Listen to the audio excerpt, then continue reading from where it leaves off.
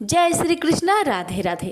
प्यारे भक्तगणों, आज आप सभी श्रवण करेंगे फाल्गुन माह में सुनी जाने वाली संपूर्ण कथाएं एक साथ। इन कथाओं को जो भी भक्त स्नान करके पूजन पाठ करने के बाद नित्य श्रवण करता है, उनके घर में सदा सुख शांति बनी रहती है। अन्न धन के भंडार सदा भरे रहते हैं और घर परिवार की आर्थिक स्थिति मजबूत बनी रहती है। इन कथाओं को फाल्गुन माह में प्रत्येक दिन नियम से रोज श्रवण करें, आपकी सभी मनोकामना पूर्ण होगी। ये श्रवण करते हैं पहले गणेश जी की कथा। किसी गांव में एक बूढ़ी माई रहती थी। वह बहुत गरीब थी और आंखों से अंधी भी थी। उसका एक बेटा और बहू थी।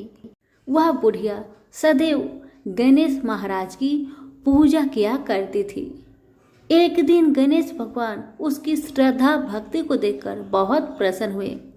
गणेश भगवान ने सोचा, ये बुढ़िया माई तो आंखों से अंधी है, फिर भी मेरी पूजा पाठ कितना श्रद्धा के साथ करती है, इसलिए मुझे इसके लिए कुछ करना चाहिए। इतना ही सोचकर गणेश जी उस बुढ़िया माई के सामने प्रकट होकर बोले, बुढ़िया माई, तू जो चाहे सो मुझसे मांग ले, मैं तुझसे बहुत प्रसन्न हूँ। बुढ़िया माई हाथ जोड़कर गणेश महाराज से बोली, हे भगवान, मुझे तो कुछ मांगना ही नहीं आता, तो मैं कैसे मांगू और क्या मांगू, आप ही मुझे बताए। बूढ़ी माई की बातें सुन गणेश महाराज कहने लगे, माई, तू अपने बेटे बहू से पूछकर कुछ मांग लेना। तब बूढ़ी माई ने अपने बेटे से कहा, बेटा, गणेश जी कहते हैं कि तू कुछ मांग ले, तो तुम बताओ बेटा, मैं क्या मांगू। बेटा ने कहा, माँ, तुम ढेर सारा धन दौलत मांग ले। बहू से पूछा तो बहू ने कहा कि आप नाती मांग लीजिए माँ जी। तब बूढ़ी माई मन ही मन में सोचने लगी, बेटा बहू तो सिर्फ अपने लिए ही सोच रहे हैं, मेरे लिए तो कोई सोचता ही नहीं। इतना सोचकर बूढ़ी माई ने सोचा, एक बार अपनी पड़ोसन से पूछ कर आऊं कि मेरी पड़ोसन क्या कहती है। बुढ़िया ने पड़ोसन से पूछा तो उसने कहा, बुढ़िया माई, तू तो थोड़े दिन ही जिएगी, क्या तू धन मांगे और क्यों नाती मांगे, तू तो अपनी आंखों की रोशनी मांग ले, जिससे तेरी जिंदगी आराम से कट जाएगी।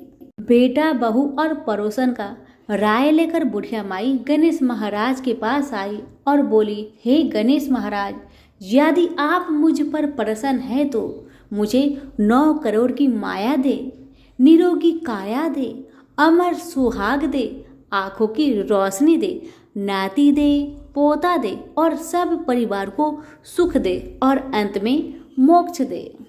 बुढ़िया माई की बातें सुन गणेश जी कहने लगे, बुढ़िया माई, तुमने तो हमें ठग लिया, फिर भी जो तूने मांगा वजन के अनुसार सब कुछ तुझे मिलेगा। यह कहकर गणेश महाराज अंदर ध्यान हो गए। उधर बूढ़ी माई ने जो कुछ मांगा वह सब कुछ मिल गया। गणेश जी महाराज, जैसे आपने उस बुढ़िया माँ को सब कुछ दिया, वैसे ही सबको देना। कहानी कहने वाले, सुनने वाले, हुक्कारे भरने वाले सभी के परिवार पर अपनी कृपा सदा बनाए रखना। सभी मिलकर बोलिए, गणेश भगवान की जय हो। एक बार 2 ब्राह्मण वृंदावन की यात्रा पर निकले। उनमें से एक वृद्ध था और दूसरा जवान था। मार्ग लंबा और कठिन था, जिस वजह से उन दोनों यात्रियों को यात्रा के दौरान कई कष्टों का सामना करना पड़ा। उस समय आज की तरह रेलगाड़ियों और बसों की सुविधा उपलब्ध नहीं थी। यात्रा के दौरान युवा ब्राह्मण ने वृद्ध व्यक्ति की खूब मदद की, जिसकी वजह से वृंदावन पहुंचकर उस वृद्ध ब्राह्मण ने कृतज्ञता जताते हुए कहा कि हे युवक, तुमने मेरी खूब सेवा की है, मैं तुम्हारा अत्यंत कृतज्ञ हूँ। इस सेवा के बदले मैं तुम्हें पुरस्कार देना चाहता हूँ। उस पर युवा ब्राह्मण ने पुरस्कार लेने से मना कर दिया, जिसके बाद वृद्ध व्यक्ति हट करने लगा। फिर उस वृद्ध व्यक्ति ने अपनी जवान पुत्री का विवाह उस ब्राह्मण युवक से करने का वचन दिया। उस ब्राह्मण युवक ने वृद्ध व्यक्ति को समझाया कि ऐसा नहीं हो सकता, क्योंकि आप बहुत अमीर हैं और मैं तो बहुत गरीब ब्राह्मण हूँ। फिर भी वृद्ध व्यक्ति अपने हठ पर अड़ा रहा और फिर कुछ दिन तक वृंदावन में रहने के बाद दोनों घर लौट आए। वृद्ध व्यक्ति ने सारी बातें घर पर आकर बताई कि उसने अपनी बेटी का विवाह एक ब्राह्मण से तय कर दिया है, पर पत्नी को ये सब मंजूर नहीं था। उस वृद्ध पुरुष की पत्नी ने कहा कि अगर आप मेरी पुत्री का विवाह उस युवक से करोगे तो मैं आत्महत्या कर लूंगी। कुछ समय व्यतीत होने के बाद ब्राह्मण युवक को चिंता होने लगी कि वृद्ध अपने वचन को पूरा करेगा या नहीं। फिर ब्राह्मण युवक से रहा नहीं गया और उसने वृद्ध ब्राह्मण के पास जाकर उसको अपना वचन याद करवाया। वो वृद्ध पुरुष मौन रहा और उसे डर था कि वो अपनी बेटी की विवाह इससे करवाता है तो उसकी पत्नी अपनी जान दे देगी। वृद्ध पुरुष ने कोई उत्तर नहीं दिया। तब ब्राह्मण युवक ने उसका दिया हुआ वचन याद करवाने लगा। तभी वृद्ध ब्राह्मण के बेटे ने उस ब्राह्मण युवक को यह कहकर घर से निकाल दिया कि तुम झूठ बोल रहे हो, तुम मेरे पिता को लूटने के लिए आए हो। फिर ब्राह्मण युवक ने कहा कि ये सारे वचन तुम्हारे पिताजी ने शिवगृह के सामने दिया था। तब वृद्ध व्यक्ति का ज्येष्ठ पुत्र, जो भगवान को नहीं मानता था, युवक को कहने लगा कि अगर तुम कहते हो कि भगवान इस बात की साक्षी है तो यही सही। अगर भगवान प्रकट होकर ये सच दे कि मेरे पिता ने वचन दिया है तो तुम मेरी बहन के साथ विवाह कर सकते हो। तब युवक ने कहा, हाँ, मैं भगवान श्री कृष्ण से कहूँगा कि वो साक्षी के रूप में आए। उसे भगवान श्री कृष्ण पर पूरा भरोसा था कि भगवान श्री कृष्ण उसके लिए वृंदावन से जरूर आएंगे। फिर अचानक वृंदावन की मूर्ति से आवाज सुनाई दी कि मैं तुम्हारे साथ कैसे चल सकता हूँ, मैं तो मात्र एक मूर्ति हूँ। वो युवक दौड़कर नगर पहुंचा, सब लोगों को इकट्ठा करके बोलने लगा कि देखो, भगवान श्री कृष्ण साक्षी रूप में आए हैं। लोग अस्तबद्ध थे, कितनी बड़ी मूर्ति इतनी दूर से चलकर कैसे आई। फिर भगवान श्री कृष्ण की मूर्ति ने सबके सामने ब्राह्मण युवक की गवाही दी। उसके बाद वृद्ध ब्राह्मण की पुत्री के साथ उसका विवाह संपन्न हुआ। विवाह के बाद उस युवक ब्राह्मण ने श्री विग्रह के सम्मान में उस स्थल पर एक मंदिर बनवा दिया और आज भी लोग इस मंदिर में साक्षात श्री गोपाल की पूजा करते हैं। प्रेम से बोलिए श्री कृष्ण भगवान की जय।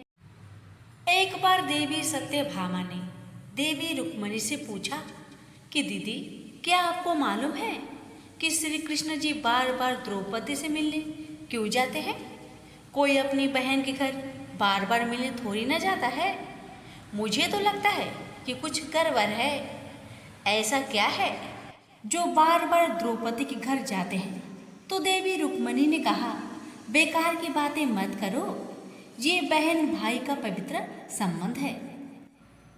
जाओ, जाकर अपना काम करो। ठाकुर जी सब समझ गए और कहीं जाने लगे तो देवी सत्यभामा ने पूछा कि प्रभु, आप कहाँ जा रहे हो? ठाकुर जी ने कहा कि मैं द्रौपदी के घर जा रहा हूँ। अब तो सत्यभामा जी और बेचैन हो गई और तुरंत देवी रुक्मणी से बोली, देखो दीदी, फिर वही द्रौपदी के घर जा रहे हैं। कृष्ण जी ने कहा कि क्या तुम भी हमारे साथ चलोगी? तो सत्यभामा जी फौरन तैयार हो गई और देवी रुक्मणी से बोली कि दीदी, आप भी मेरे साथ चलो और द्रौपदी को ऐसा मजा चखा के आएंगे कि वो जीवन भर याद रखेगी। देवी रुक्मणी भी तैयार हो गई। जब दोनों देवियां द्रौपदी के घर पहुंची तो देखा कि द्रौपदी अपने केस संवार रही थी। जब द्रौपदी केस संवार रही थी तो भगवान श्री कृष्ण ने पूछा, द्रौपदी क्या कर रही हो? तो द्रौपदी बोली, भैया केस सवार के अभी आई। तो भगवान बोले, तुम काहे को केस सवार रही हो? तुम्हारी तो दो दो भाभी आई है, ये तुम्हारे केस सवारेंगी। फिर कृष्ण जी ने देवी सत्यभामा से कहा कि तुम जाओ और द्रौपदी के सिर में तेल लगाओ और देवी रुक्मणी तुम जाकर द्रौपदी की चोटी करो। सत्यभामा जी ने रुक्मणी जी से कहा, बड़ा अच्छा मौका मिला है, ऐसा तेल लगाऊंगी कि इसकी खोपड़ी के एक एक बाल तोड़ के रख दूंगी। और जैसे ही सत्यभामा जी ने द्रौपदी के सिर में तेल लगाना शुरू किया और एक बाल को तोड़ा तो बाल तोड़ते ही आवाज आई, हे कृष्ण। फिर दूसरा बाल तोड़ा, फिर आवाज आई, हे कृष्ण। फिर तीसरा बाल तोड़ा तो फिर आवाज आई, हे कृष्ण। सत्यभामा जी को समझ नहीं आया और देवी रुक्मणी से पूछा, दीदी आखिर ऐसी क्या बात है, द्रौपदी के मस्तक से जो भी बाल तोड़ती हूँ तो कृष्ण का नाम क्यों निकल कर आता है। रुक्मणी जी बोली, मैं तो नहीं जानती। पीछे से भगवान बोले, देवी सत्यभामा, तुम देवी रुक्मणी से पूछ रही थी कि मैं दौड़ दौड़ कर इस द्रौपदी के घर क्यों जाता हूँ, क्योंकि पूरे भूमंडल पर, पूरी पृथ्वी पर कोई संत, कोई साधु, कोई सन्यासी, कोई तपस्वी, कोई साधक, कोई उपासक ऐसा नहीं हुआ जिसने एक दिन में 3.5 करोड़ बार मेरा नाम लिया हो। और द्रौपदी केवल ऐसी है जो एक बार में 3.5 करोड़ बार मेरा नाम लेती है। प्रतिदिन स्नान करती है, इसलिए उसके हर रूम में कृष्ण नजर आता है और इसलिए मैं रोज इसके पास आता हूँ। इसे कहते हैं स्नान, जो देवी द्रौपदी प्रतिदिन किया करती थी।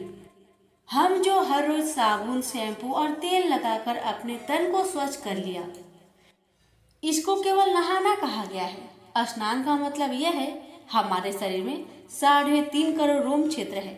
जब नारायण से पूछा गया ये 3.5 करोड़ रोम क्षेत्र कर्मों के दिए गए हैं, तो नारायण ने कहा, जब मनुष्य 3.5 करोड़ बार भगवान का नाम ले लेता है तब जीवन में एक बार उसका स्नान हो पाता है। इसको कहते हैं स्नान। श्री कृष्ण का नाम तब तक जपते रहिए जब तक 3.5 करोड़ बार भगवान का नाम ना जप ले। जय जय श्री राधे कृष्ण जी। बहुत समय पहले की बात है। एक गांव में हरिहर नाम का एक सीधा साधा किसान रहता था। वह दिन भर खेतों में मेहनत से काम करता और शाम को श्री कृष्ण भगवान का गुणगान करता रहता। उसके मन में ही एक ही साथ थी, वह भगवान श्री कृष्ण के दर्शन करना चाहता था। उडुपी दक्षिण कन्नड़ जिले का प्रमुख तीर्थ था।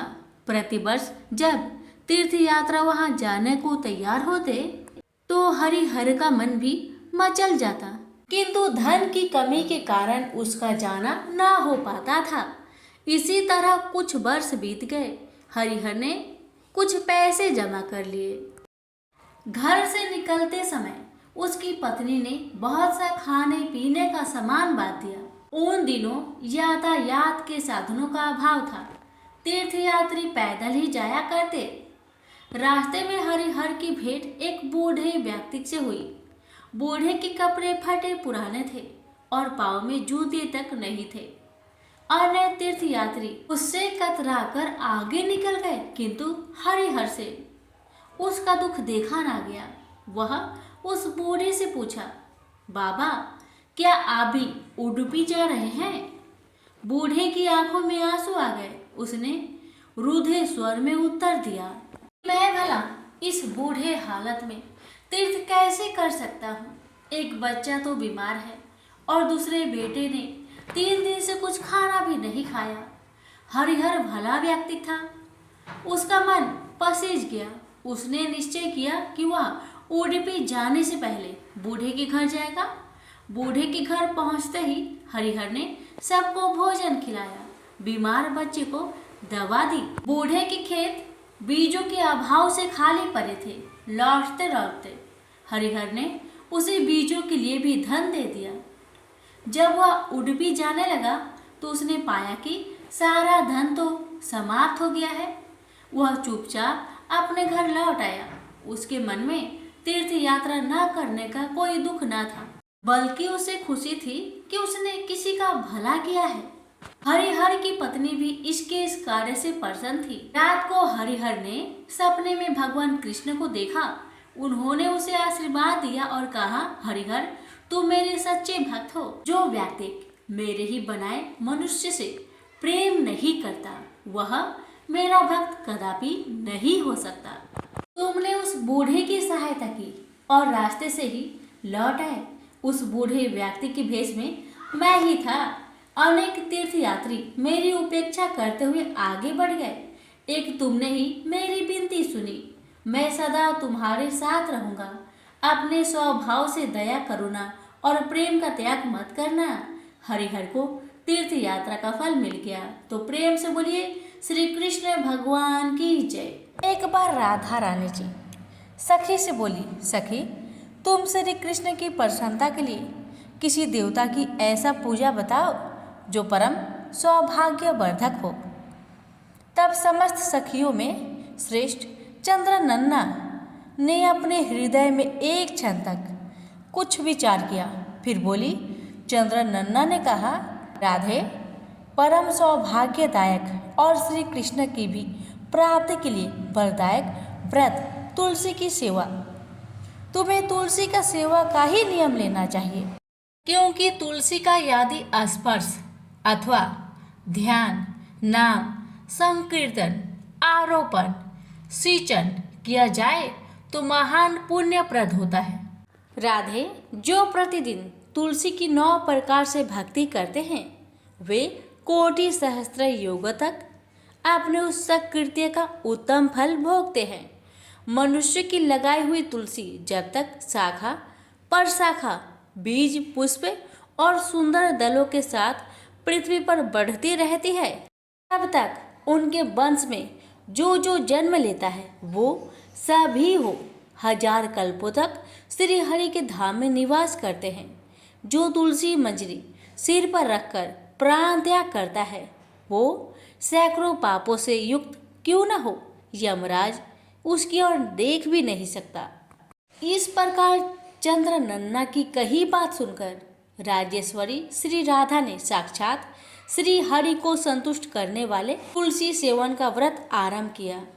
केतकी वन में 100 हाथ गोलाकार भूमि पर बहुत ऊंचा और अत्यंत मनोहर श्री तुलसी का मंदिर बनवाया, जिसकी दीवार सोने से जड़ी थी और किनारे किनारे पद्म राग मणि लगी थी। वह सुंदर सुंदर पन्ने हीरे और मोतियों के परकोटे से अत्यंत सुशोभित था और उसके चारों ओर परिक्रमा के लिए गली बनाई गई थी, जिसकी भूमि चिंतामणि से मंडित थी। ऐसे तुलसी मंदिर के मध्य भाग में हरे पल्लवों से सुशोभित तुलसी की स्थापना करके श्री राधा ने अभिजीत मुहूर्त में उनकी सेवा प्रारंभ की। व्रत आरंभ करके उन्होंने प्रत्येक मास पृथक पृथक रस से तुलसी को सींचा। कार्तिक महीने में दूध से सींचा, मार्गशीर्ष मास में ईख के रस से सींचा, पौष में दक्षरा रस से, माघ में 12 मासी आम के रस से, फाल्गुन मास में अनेक वस्तुओं से मिश्रित मिश्री के रस से और चैत्र मास में पंचामृत से सींचा और वैशाख कृष्ण प्रतिपदा के दिन उद्यापन का उत्सव किया। उन्होंने 2 लाख ब्राह्मणों को 56 भोगों से तृप्त करके वस्त्र और आभूषणों के साथ दक्षिणा दी। मोटे मोटे दिव्य मोतियों का एक भार और स्वर्ण का एक कोटि भार श्री गंगाचार्य को दिया। उस समय आकाश से देवता तुलसी मंदिर पर फूलों की वर्षा करने लगे। उसी समय स्वर्ण सिंहासन पर विराजमान हरिप्रिया तुलसी देवी प्रकट हुई। उनके 4 भुजाएं थी, कमल दल के समान विशाल नेत्र थे, 16 वर्ष की सी अवस्था और श्याम कांति थी। मस्तक पर हेममय किरीट प्रकाशित था और कानों में कंचनमय कुंडल झलमला रहे थे। गरुड़ से उतरकर तुलसी देवी ने रंगवल्ली जैसी श्री राधा जी को अपनी भुजाओं से अंक में भर लिया और उनके मुख चंद्र का चुंबन किया। तुलसी बोली, कलावती राधे, मैं तुम्हारी भक्ति से प्रसन्न हूँ। जहाँ इंद्रिय, मन, बुद्धि और चित्त द्वारा जो जो मनोरथ तुमने किया है वह सब तुम्हारे सम्मुख सफल हो। इस प्रकार हरिप्रिया तुलसी को प्रणाम करके वृषभानु नंदिनी राधा ने उनसे कहा, देवी, गोविंद के युगल चरणों में मेरी अहेतु की भक्ति बनी रहे। तब तथास्तु कहकर हरिप्रिया अंतर्ध्यान हो गई। इस प्रकार पृथ्वी पर जो मनुष्य श्री राधा जी के इस विचित्र उपाख्यान को सुनता है वह भगवान को पाकर कृत्य कृत्य हो जाता है। प्रेम से बोलिए तुलसी माता की जय। एक ब्राह्मण था, वह प्रतिदिन मंदिर जाता था। वह प्रतिदिन तुलसी माता का पूजा करता था। वह तुलसी माता से प्रतिदिन प्रार्थना करता था कि हे तुलसी महारानी, मेरे को आनंद करना। तुलसी माता ने सोचा कि यह ब्राह्मण तो बहुत सीधा है और गरीब है और प्रतिदिन मेरी पूजा पाठ करता है।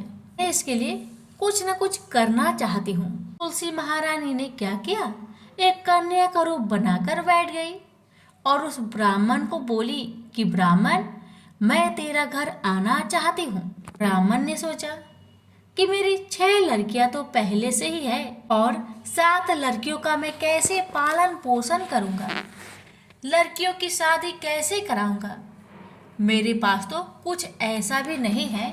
यह विचार करके वह बहुत परेशान रहने लगा। उसको अब तो खाना पीना भी नहीं भा रहा था।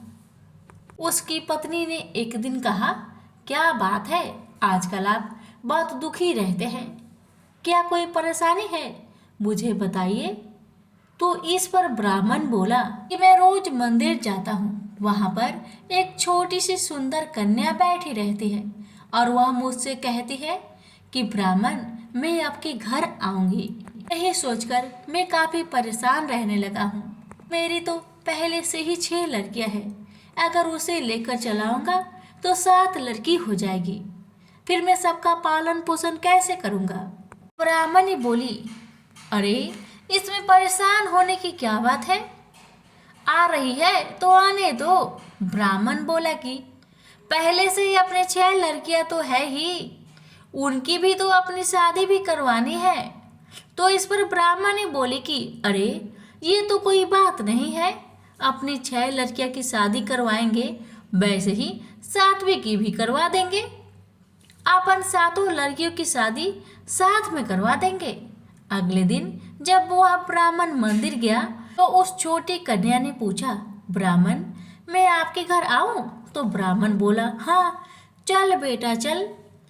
उनको वह अपने घर लेकर आ गया। इसी माता के कन्या के रूप में ब्राह्मण के घर में आने पर घर आनंद ही आनंद हो गया। घर में लक्ष्मी की बारिश हो गई।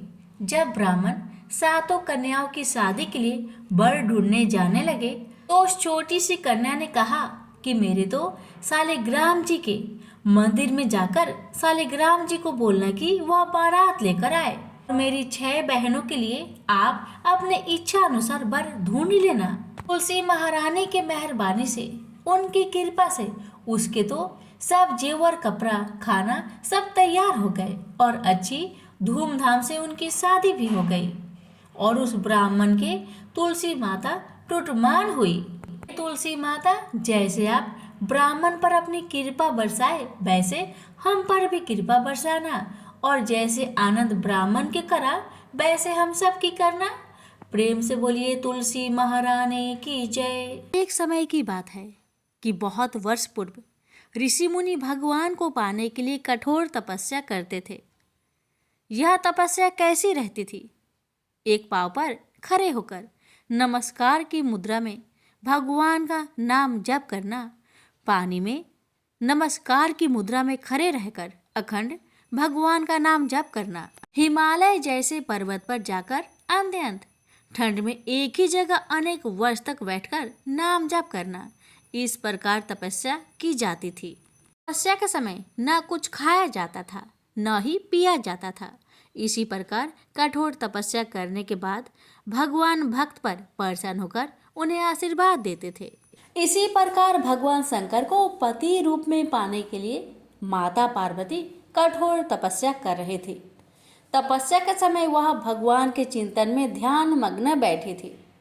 उनकी तपस्या पूर्ण होने ही वाली थी कि उसी समय उन्हें एक बालक के डूबने की चीख सुनाई दी। माता तुरंत उठकर वहां पहुंची। उन्होंने देखा एक मगरमच्छ बालक को पानी के अंदर खींच रहा है। वह बालक अपने प्राण बचाने के लिए बहुत प्रयास कर रहा था तथा मगरमच्छ उसे खाने का प्रयास कर रहा था। अंततः करुणामयी माता पार्वती को बालक पर दया आई। माता ने मगरमच्छ से निवेदन करते हुए कहा, बालक को छोड़ दो, इसे आहार न बनाओ। उस पर मगरमच्छ बोला, माता यह मेरा आहार है। मुझे हर छठे दिन भूख मिटाने के लिए जो पहले मिलता है वह मेरा आहार होता है। मेरा आहार ब्रह्मा ने निश्चित किया है। माता पार्वती ने फिर कहा, आप इसे छोड़ दो, मैं इसके बदले अपनी तपस्या का फल आपको दूंगी। पार्वती माता ने बालक के प्राणों की रक्षा के लिए अपनी कठोर तपस्या का फल दांव पर लगाया। मगरमच्छ ने भी उसे स्वीकार किया। पार्वती माता ने उसी समय संकल्प किया और अपनी पूरी तपस्या का फल उस मगरमच्छ को दे दिया। मगरमच्छ को माता के तपस्या का फल प्राप्त होने के कारण वह सूर्य के जैसे चमक उठा। उसकी बुद्धि में शुद्ध हो गई। उसने कहा, माता आप अपना पुण्य वापस ले लीजिए, मैं इस बालक को छोड़ दूंगा। माता ने तो वचन दिया था, इसलिए उन्होंने तपस्या का फल वापस लेने से मना कर दिया और वह बालक को गोद में लेकर ममता से दुलारने लगी। बाद में माता ने उस बालक को उसके घर सुरक्षित लौटा दिया और वे अपने स्थान पर वापस आ गई। भगवान शिव जी को प्राप्त करने हेतु उन्होंने पुनः तप करना आरंभ कर दिया। उसी समय भगवान शिव जी माता पार्वती के सामने प्रकट हो गए। भगवान शिव जी उन्हें बोले, पार्वती अब तुम्हें तप करने की आवश्यकता नहीं है। हर प्राणी में मेरा ही वास है। तुमने उस मगरमच्छ को अपने तप का जो फल दिया है वह मुझे ही प्राप्त हुआ है, इसलिए तुम्हारे तप का फल अनंत गुना हो गया है। तुमने करुणा और ममता से द्रवित होकर बालक की रक्षा की, इसलिए मैं तुम पर प्रसन्न हूँ और तुम्हें अपनी पत्नी के रूप में स्वीकार करता हूँ। प्रेम से बोलिए उमापति शंकर भगवान की जय। एक समय की बात है, एक क्षेत्र में पुत्र की प्राप्ति हेतु भगवान शिव से आज्ञा लेकर पार्वती ने 1 वर्ष तक चलने वाले पुण्य व्रत का समापन किया। व्रत की समाप्ति पर पुरोहित सनत कुमार ने देवी पार्वती से कहा, सुब्रते मुझे दक्षिणा चाहिए। पार्वती ने मुंह मांगी दक्षिणा देने का वचन दिया। फिर क्या था, पुरोहित बने सनत कुमार ने अस्वाभाविक दक्षिणा की याचना की। देवी इस व्रत में दक्षिणा स्वरूप मुझे अपने पति को दीजिए। यह सुनते ही देवी पार्वती पर जैसे वज्रपात हुआ। वो व्याकुल होकर विलाप करती हुई मूर्छित हो गई। पार्वती को मूर्छित देखकर ब्रह्मा, विष्णु और मुनियों को हंसी आ गई। उन्होंने पार्वती को समझाने के लिए भगवान शिव को भेजा। पार्वती की मूर्छा टूटने पर शिव ने उन्हें समझाया, हे देवी, देव कार्य, पितृ कार्य या नित्य नैमित्तिक जो भी कार्य दक्षिणा से रहित होता है निष्फल हो जाता है। उस कर्म से दाता कालसूत्र नामक नगर में गिरता है। इसके बाद वह दीन होकर शत्रुओं से पीड़ित होता है। ब्राह्मण को संकल्प की हुई दक्षिणा उस समय न देने से वह बढ़कर कई गुना हो जाती है। भगवान विष्णु और ब्रह्मा ने पार्वती से धर्म रक्षा के लिए अनुरोध किया। धर्म ने भी समझाया, देवताओं ने भी कहा, मुनियों ने भी दक्षिणा देने की प्रेरणा दी, फिर भी पार्वती चुप रही। तब सनत कुमार ने कहा, हे शिवे, या तो आप मुझे दक्षिणा में अपने पति को प्रदान कीजिए या अपने दीर्घकालीन कठोर तप का फल भी त्याग दीजिए। इस महान कर्म की दक्षिणा न मिलने पर मैं इस दुर्लभ कठोर व्रत का फल ही नहीं, आपके समस्त कर्मों का फल भी प्राप्त कर लूंगा। उद्गन होकर पार्वती ने कहा, पति से वंचित हो जाने वाले कर्म से क्या लाभ? दक्षिणा देने तथा धर्म और पुत्र की प्राप्ति से मेरा क्या हित होगा? पृथ्वी देवी की उपेक्षा कर वृक्ष की पूजा करने से क्या प्राप्त हो सकेगा? साध्वी स्त्रियों के लिए पति 100 पुत्र के समान होता है। ऐसी स्थिति में यदि व्रत में अपने पति को ही दक्षिणा दे दी जाए तो पुत्र से क्या लाभ? यह सत्य है कि पुत्र पति का ही अंश होता है, लेकिन उसका एकमात्र मूल तो पति ही होता है। मूल धन के नष्ट होने पर समस्त व्यापार ही विनष्ट हो जाता है। उसी समय आकाश में देवताओं और ऋषियों ने एक रत्न निर्मित रथ देखा जो पार्षदों से घिरा हुआ था। उस रथ से श्री नारायण उतरकर देवताओं के सम्मुख उपस्थित हुए। उन श्री नारायण को ब्रह्मा, विष्णु और शिव ने रत्न सिंहासन पर बैठाकर उन्हें प्रणाम किया और हाथ जोड़कर गदगद कंठ से स्तुति की।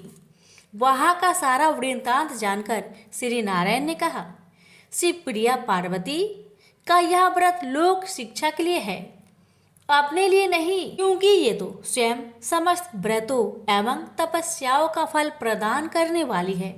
इनकी माया से ही चराचर जगत मोहित है। फिर उन्होंने पार्वती को संबोधित कर कहा, हे शिवे, इस समय तुम महादेव जी को दक्षिणा में देकर अपना व्रत पूर्ण कर लो। फिर समुचित मूल्य देकर अपने जीवन धन को वापस ले आना।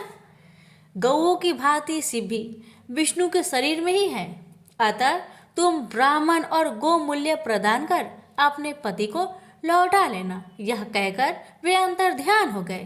तब पार्वती प्रसन्न मन से अपने प्राण सर्वस्व को दक्षिणा में देने के लिए तैयार हो गई। उन्होंने हवन की पूर्ण आहुति की और अपने जीवन नाथ शिव को दक्षिणा रूप में दे दिया। इसके बाद उन्होंने पुरोहित सनत कुमार से निवेदन किया, हे ब्रिब्बर, गौ का मूल्य मेरे पति के बराबर है। मैं आपको अत्यंत सुंदर 1,00,000 गौ प्रदान करूंगी। इसके बदले में आप मेरे जीवन सर्वस्व को लौटा दीजिए। प्राणनाथ के मिल जाने पर मैं पुनः ब्राह्मणों को विपुल दक्षिणाएं प्रदान करूंगी।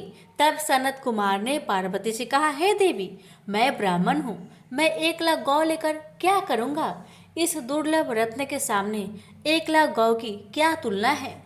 मैं इन्हें साथ लेकर त्रिलोक में भ्रमण करूंगा। उस समय समस्त बालक उन्हें देखकर प्रसन्नता पूर्वक ताली बजा बजाकर अट्ठास करेंगे। कहने के साथ ही सनत कुमार ने भगवान शिव को अपने पास बैठा लिया। यह सुनकर पार्वती जलहीन मछली की भांति छटपटाने लगी।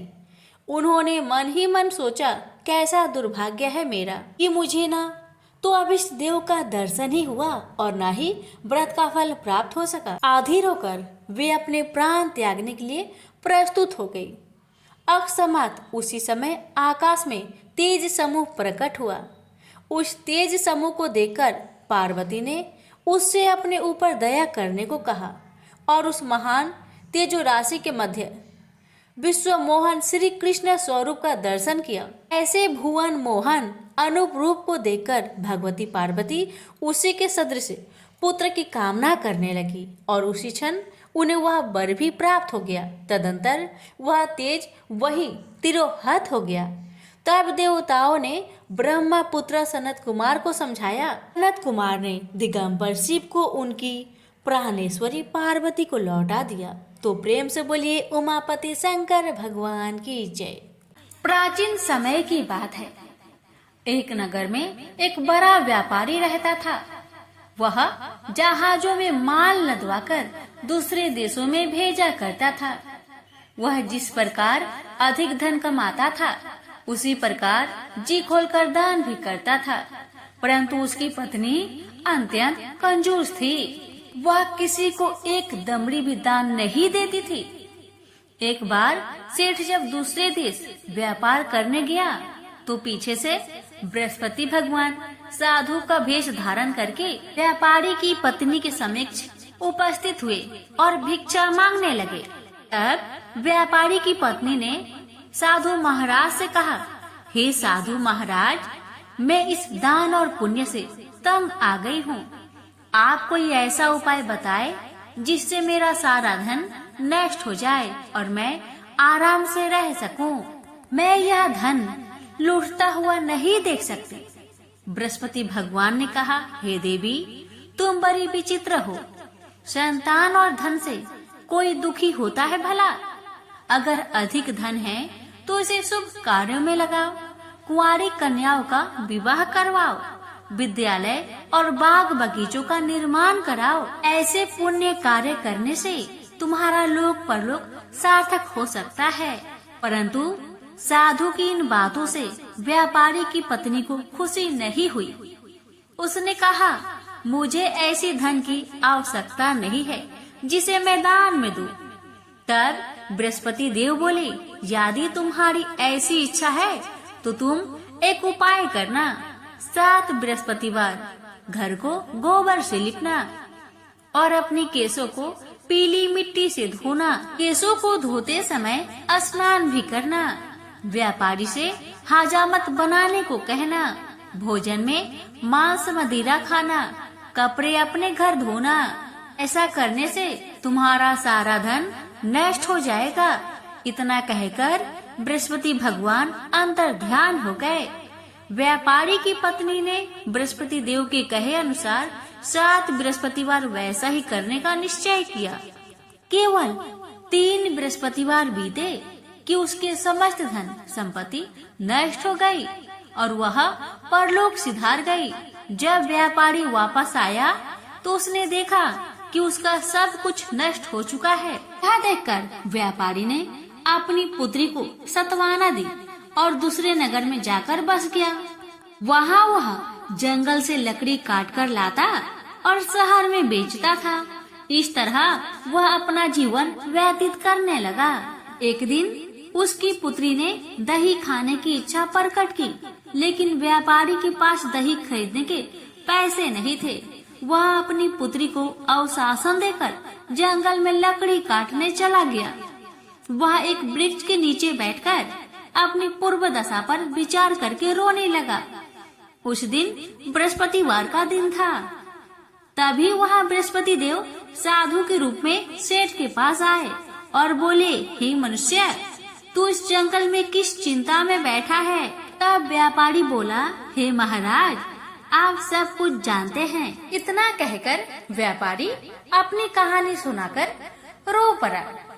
बृहस्पति भगवान बोले, देखो बेटा, तुम्हारी पत्नी ने बृहस्पति देव का अपमान किया था, इसी कारण तुम्हारा यह हाल हुआ है। लेकिन अब तुम किसी प्रकार की चिंता मत करो। तुम गुरुवार के दिन बृहस्पति देव का पाठ करो। 2 पैसे के चने और गुड़ को लेकर जल के लोटे में शक्कर डालकर वह अमृत और प्रसाद अपने परिवार के सदस्यों और कथा सुनने वालों को बांट दो। स्वयं भी प्रसाद और चरणामृत लो। भगवान तुम्हारा अवश्य कल्याण करेंगे। साधु की बात सुनकर व्यापारी बोला, महाराज, मुझे तो इतना भी नहीं बचता कि मैं अपनी पुत्री को दही लाकर दे सकूं। इस पर साधु महाराज जी बोले, तुम लकड़ियां शहर में बेचने जाना। तुम्हें लकड़ियों के दाम पहले से चौगुने मिलेंगे, जिससे तुम्हारे सारे कार्य सिद्ध हो जाएंगे। उसने लकड़ियां काटी और शहर में लकड़ियां बेचने चल पड़ा। उसकी लकड़ियां अच्छे दाम में बिक गई, जिससे उसने अपनी पुत्री के लिए दही लिया और साथ ही साथ गुरुवार की कथा है तो चना गुड़ लेकर कथा की और प्रसाद बांटकर स्वयं भी खाया। उसी दिन से उसकी सभी कठिनाइयां दूर होने लगी। परंतु अगले बृहस्पतिवार को वह कथा करना भूल गया। अगले दिन वहाँ के राजा ने एक बड़े यज्ञ का आयोजन कर पूरे नगर के लोगों के लिए भोजन का आयोजन किया। राजा की आज्ञा अनुसार पूरा नगर राजा के महल में भोज करने गया, लेकिन व्यापारी व उसकी पुत्री तनिक विलंब से पहुँचे। अतः उन दोनों को राजा ने महल में ले जाकर भोजन कराया। जब वे दोनों लौटकर आए, तब रानी ने देखा कि उनका खूंटी पर टंगा हार गायब है।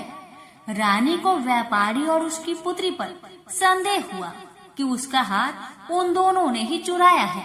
रानी ने सारा कहानी राजा को सुनाया। फिर राजा की आज्ञा से उन दोनों को कारावास की कोठरी में कैद कर दिया गया। कैद में पड़कर दोनों अत्यंत दुखी हुए। वहाँ उन्होंने बृहस्पति देवता को याद किया। बृहस्पति देव ने प्रकट होकर व्यापारी को उसकी भूल का आभास कराया और उन्हें सलाह दी कि गुरुवार के दिन कैद खाने के दरवाजे पर तुम्हें 2 पैसे मिलेंगे। उनसे तुम चने और मुनक्का मंगवाकर विधि पूर्वक बृहस्पति देवता का पूजन करो, तुम्हारे सब दुख दूर हो जाएंगे। बृहस्पतिवार को कैद खाने के द्वार पर उन्हें 2 पैसे मिले। बाहर सड़क पर एक स्त्री जा रही थी। व्यापारी ने उसे बुलाकर गुड़ और चने लाने को कहा। इस पर वह स्त्री बोली, मैं अपनी बहू के लिए गहने ले जा रही हूँ, मेरे पास समय नहीं है। इतना कहकर वह आगे चली गई। थोड़ी देर बाद वहाँ से एक और स्त्री निकली। व्यापारी ने उसे बुलाकर कहा कि हे बहन, मुझे बृहस्पतिवार की कथा करनी है, तुम मुझे 2 पैसे का गुड़ और चना लाकर दो। बृहस्पति देव का नाम सुनकर वह स्त्री बोली, भाई मैं तुम्हें अभी गुड़ और चना लाकर देती हूँ। मेरा इकलौता पुत्र मर गया है, मैं उसके लिए कफन लेने जा रही थी, लेकिन मैं पहले तुम्हारा काम करूँगी और उसके बाद मैं अपने पुत्र के लिए कफन लाऊंगी। वह स्त्री बाजार से व्यापारी के लिए गुड़ चना ले आई और स्वयं भी बृहस्पति देव की कथा सुनी। कथा समाप्त होने पर वह स्त्री कफन लेकर अपने घर गई। घर पर लोग उसके पुत्र की लाश को राम नाम सत्य है कहते हुए शमशान ले जाने की तैयारी कर रहे थे। स्त्री बोली, मुझे अपने लड़के का मुख देख लेने दो। अपने पुत्र का मुख देखकर उस स्त्री ने उसके मुंह में प्रसाद और चंद्रामृत डाला। प्रसाद और चंद्रामृत के प्रभाव से वह पुनः जीवित हो गया। पहली स्त्री जिसने बृहस्पति देव का निरादर किया था, वह जब अपने पुत्र की विवाह हेतु पुत्र वधू के लिए गहने लेकर लौटी और जैसे ही उसका पुत्र घोड़ी पर बैठकर निकला, वैसे ही घोड़ी ने ऐसी उछाल मारी कि वह घोड़ी से गिरकर मर गया। जहाँ देख स्त्री रो रो कर बृहस्पति देव से क्षमा याचना करने लगी। उस स्त्री की याचना से बृहस्पति देव साधु के वेश में वहाँ पहुंचकर कहने लगे, देवी तुम्हें अधिक विलाप करने की आवश्यकता नहीं है, यह बृहस्पति देव का अनादर करने का कारण हुआ है। तुम वापस जाकर मेरे भक्त से क्षमा मांगकर कथा सुनो, तब ही तुम्हारी मनोकामना पूर्ण होगी। जेल में जाकर उस स्त्री ने व्यापारी से माफी मांगी और कथा सुनी। कथा के उपरांत वह प्रसाद और चंद्रामृत लेकर अपने घर वापस आई। घर आकर उसने चंद्रामृत अपने मृत पुत्र के मुख में डाला। चंद्रामृत के प्रभाव से उसका पुत्र भी जीवित हो उठा। उसी रात बृहस्पति देव राजा के सपने में आए और बोले, हे राजन, तूने जिस व्यापारी और उसके पुत्री को जेल में कैद कर रखा है वह बिल्कुल निर्दोष है। तुम्हारी रानी का हार वहीं खूंटी पर टंगा है। दिन निकला तो राजा रानी ने हार पर खूंटी लटका हुआ देखा। राजा ने उस व्यापारी और उसकी पुत्री को रिहा कर दिया और उन्हें आधा राज्य देकर उसकी पुत्री का विवाह उच्च कुल में करवाकर दहेज में हीरे जवाहरात दिए। हे बृहस्पति भगवान, आपकी कथा कहने वाले, सुनने वाले, हुक्कार भरने वाले सभी भक्तों की अपनी सभी मनोकामना को पूर्ण करना। प्रेम से बोलिए बृहस्पति भगवान की जय। आप श्रवण करें बृहस्पतिवार व्रत की आरती।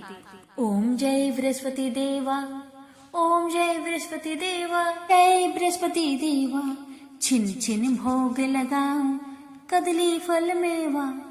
ओम जय बृहस्पति देवा, तुम पूर्ण परमात्मा, तुम अंतर्यामी, जगत पिता जगदीश्वर, तुम सबके स्वामी। ओम जय बृहस्पति देवा, चंद्रामृत निज निर्मल, सब पातके हरता, सकल मनोरथ दायक, कृपा करो भरता। ओम जय बृहस्पति देवा, जय बृहस्पति देवा। तन मन धन अर्पण करे जो जन शरण परे, प्रभु प्रकट तब होकर आकर द्वार खरे। ओम जय बृहस्पति देवा, जय बृहस्पति देवा। दीन दयाल दयानिधि, भक्तन हितकारी, पाप दोष सब हरता, भव बंधन हारी। ओम जय बृहस्पति देवा, जय बृहस्पति देवा। सकल मनोरथ दायके सब संचय तारो, विषय विकार मिटाओ संतन सुखकारी। ओम जय बृहस्पति देवा, जय बृहस्पति देवा। जो कोई आरती तेरी प्रेम सहित गावे, जो कोई आरती तेरी प्रेम सहित गावे, ज्येष्ठानंदे बंद सो निश्चय पावे। ओम जय बृहस्पति देवा, जय बृहस्पति देवा। महाशिवरात्रि की व्रत कथा।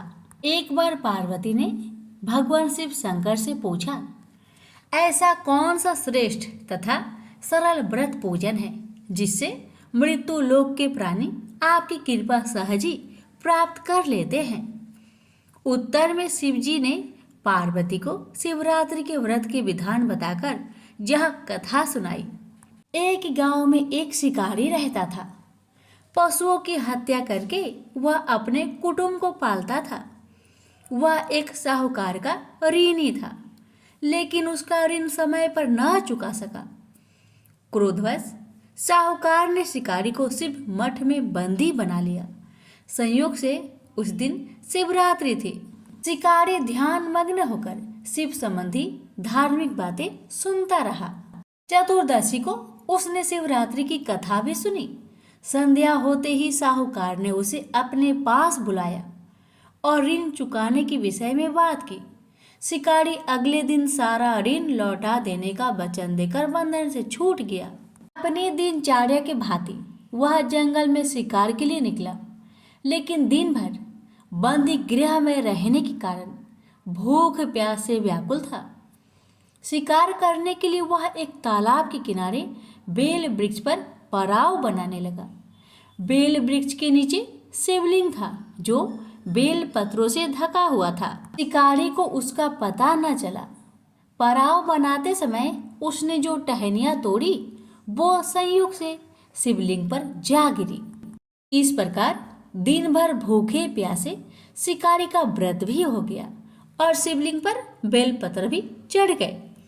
एक पहर रात्रि बीत जाने पर एक गर्भिणी मृग तालाब पर पानी पीने पहुंची। शिकारी ने धनुष पर तीर चढ़ाकर जयो ही प्रयंचा खींची। मृगी बोली, मैं गर्भिणी हूँ, शीघ्र ही प्रसव करूंगी। तुम एक साथ 2 जीवों की हत्या करोगे, जो ठीक नहीं है। मैं अपने बच्चों को जन्म देकर शीघ्र ही तुम्हारे सामने प्रस्तुत हो जाऊंगी, तब तुम मुझे मार लेना। शिकारी ने प्रयंचा ढीली कर दी और मृगी झाड़ियों में लुप्त हो गई। कुछ ही देर बाद एक और मृगी उधर से निकली। शिकारी की प्रसन्नता का ठिकाना ना रहा। समीप आने पर उसने धनुष पर बाण चढ़ाया। तब उसे देख मृगी ने विनम्रता पूर्वक निवेदन किया, हे पारधी, मैं थोड़ी देर पहले ही ऋतु से निवृत्त हुई हूँ, कामातुर वीरहीनी हूँ, अपने प्रिय की खोज में भटक रही हूँ। मैं अपने पति से मिलकर शीघ्र ही तुम्हारे पास आ जाऊंगी। शिकारी ने उसे भी जाने दिया। 2 बार शिकारी को खोकर उसका माथा ठनका। वह चिंता में पड़ गया। रात्रि का आखिरी पहर बीत रहा था। तभी एक अन्य मृगी अपने बच्चों के साथ उधर से निकली। शिकारी के लिए यह स्वर्णिम अवसर था। उसने धनुष पर तीर चढ़ाने में देर न लगाई। वह तीर छोड़ने ही वाला था कि मृगी बोली, हे पारधी, मैं इन बच्चों को पिता के हवाले करके लौट आऊंगी। इस समय मुझे मत मार। शिकारी हंसा और बोला, सामने आए शिकारी को छोड़ दो, मैं ऐसा मूर्ख नहीं। इससे पहले मैं 2 बार अपना शिकार खो चुका हूँ। मेरे बच्चे भूख प्यास से तड़प रहे होंगे। उत्तर में मृगी ने फिर कहा, जैसे तुम्हें अपने बच्चों की ममता सता रही है, ठीक वैसे ही मुझे भी। इसलिए सिर्फ बच्चों के नाम पर मैं थोड़ी देर के लिए जीवन दान मांग रही हूँ। हे पार्थी, मेरा विश्वास कर, मैं इन्हें इनके पिता के पास छोड़कर तुरंत लौटने की प्रतिज्ञा करती हूँ। मृगी का दीन स्वर सुनकर शिकारी को उस पर दया आ गई। उसने उस मृगी को भी जाने दिया। शिकार के अभाव में बेल वृक्ष पर बैठा शिकारी बेल पत्र तोड़ तोड़ कर नीचे फेंकते जा रहा था। पाँव फटने को हुई तो एक हष्ट पुष्ट मृग उसी रास्ते पर आया। शिकारी ने सोच लिया कि इसका शिकार वह अवश्य करेगा। शिकारी ने तनी प्रयंचा देखकर मृग विनीत स्वर में बोला, हे पारधी भाई, यदि तुमने मुझसे पूर्व आने वाली 3 मृगियों तथा छोटे छोटे बच्चों को मार डाला है तो मुझे भी मारने में विलंब ना करो, ताकि उनके वियोग में मुझे एक क्षण भी दुख सहना ना पड़े। मैं उन मृगियों का पति हूँ। यदि तुमने उन्हें जीवन दान दिया है तो मुझे भी कुछ क्षण जीवन दान देने की कृपा करो। मैं उनसे मिलकर तुम्हारे सामने उपस्थित हो जाऊंगा। मृग की बात सुनते ही शिकारी के सामने पूरी रात की घटना चक्र घूम गया। उसने सारी कथा मृग को सुना दी। अब मृग ने कहा, मेरी 3 पत्नियां जिस प्रकार प्रतिज्ञाबद्ध होकर गई हैं, मेरी मृत्यु से अपने धर्म का पालन नहीं कर पाएगी। अतः जैसे तुमने उन्हें विश्वास पात्र मानकर छोड़ा है, वैसे ही मुझे भी जाने दो। मैं उन सबके साथ तुम्हारे सामने शीघ्र ही उपस्थित होता हूँ। उपवास, रात्रि जागरण तथा शिवलिंग पर बेलपत्र चढ़ने से शिकारी का हिंसक हृदय कोमल हो गया था। उसमें भगवत शक्ति का वास हो गया था। धनुष तथा बाण उसके हाथ से सहज ही छूट गए। भगवान शिव की अनुकंपा से उसका हिंसक हृदय कारुणिक भावों से भर गया। वह अपने अतीत कर्मों को याद करके पश्चाताप की ज्वाला में जलने लगा। थोड़ी ही देर बाद मृग सपरिवार शिकारी के समक्ष उपस्थित हो गया ताकि वह उनका शिकार कर सके, किंतु जंगली पशुओं की ऐसी सत्यता, स्वाभाविकता एवं सामूहिक प्रेम भावना देखकर शिकारी को बड़ी गलानी हुई। उसके नेत्र से आंसुओं की झड़ी लग गई। उस मृग परिवार को न मारकर शिकारी ने अपने कठोर हृदय को जीव हिंसा से हटा सदा के लिए कोमल एवं दयालु बना लिया। देवलोक में समस्त देव समाज भी इस घटना को देख रहा था। घटना का परिणति होते ही देवी देवताओं ने पुष्प वर्षा की। तब शिकारी तथा मृग परिवार मोक्ष को प्राप्त हुआ। तो प्रेम से बोलिए हर हर महादेव, माता पार्वती की जय।